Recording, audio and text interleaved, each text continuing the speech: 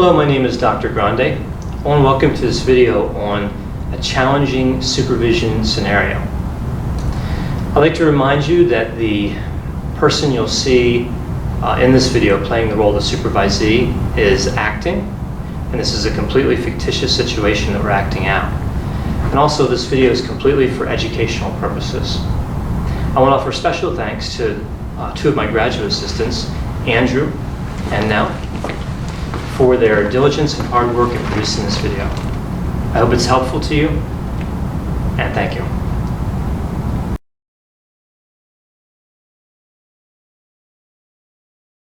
Hey Rachel, how you been? I've been all right. I'm a little frustrated today. Oh yeah, what's going on? Well, I have this client that I've been seeing for a while, and he doesn't like to show up on time to our sessions, and this is really frustrating me a lot. I've tried talking to him about it, but I'm usually kind of met with an indifference, and he just kind of waves me off, gets a little tone, and it's something that's been going on so much that I've noticed that my frustration towards him is starting to kind of get in the way of our sessions. Okay, now which client are we talking about? This is David. All right. So what's David doing that you find yourself frustrated by? Just the lack of respect that I feel he's giving me by not showing up on time. He's not taking his own recovery very seriously. It frustrates me to no end. And if I'm being honest, it also it just gets me distracted thinking about issues with my husband and some things that I see on that end too. So some of what David's doing kind of reminds you of some of the things your husband does? Yeah. Any other similarities between David and your husband in terms of behavior?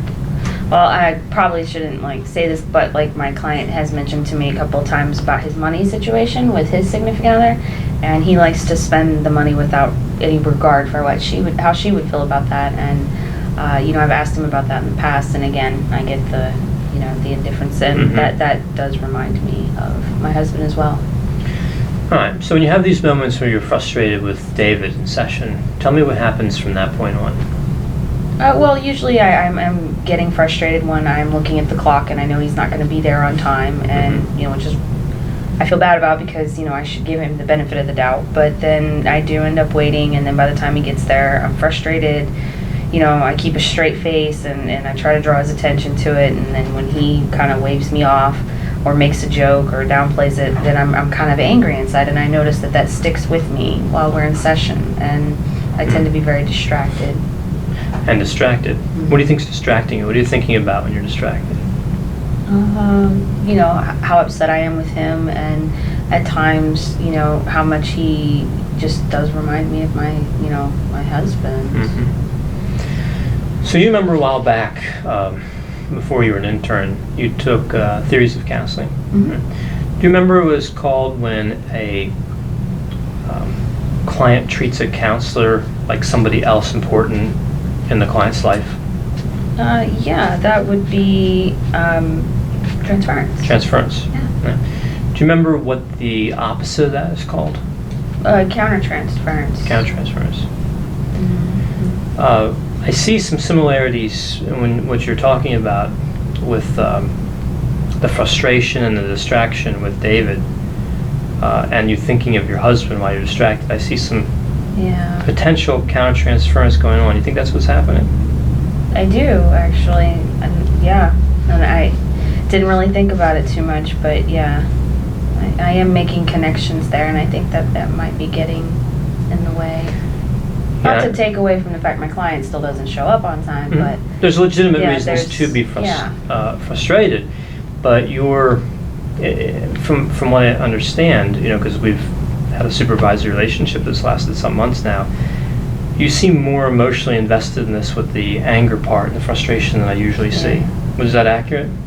I think so. Yeah. So it's possible there's some countertransference going on here. Definitely. I want you to know this is normal. Right? Transference happens all the time, and countertransference happens all the time.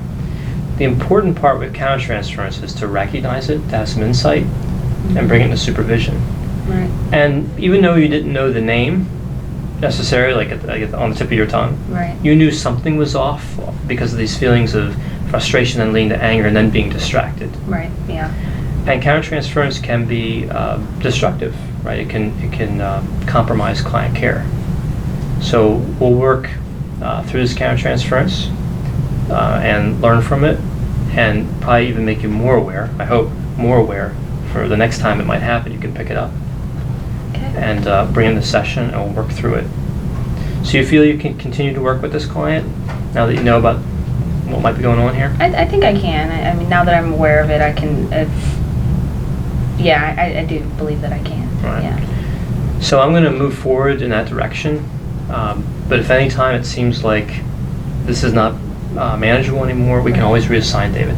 Right? It's not a failure, especially at this stage where you're trying to work through these feelings of countertransference. But there's a value in working through it and being aware of it and continuing to work with the client, as long as the client's not at risk.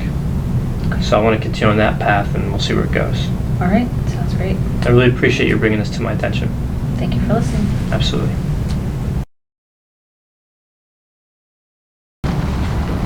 Thank you for watching this video on a challenging counseling supervision case scenario.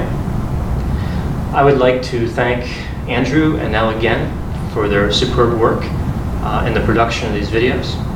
And as always, if you have any questions or concerns, feel free to contact me. I'll be happy to help you. Thanks.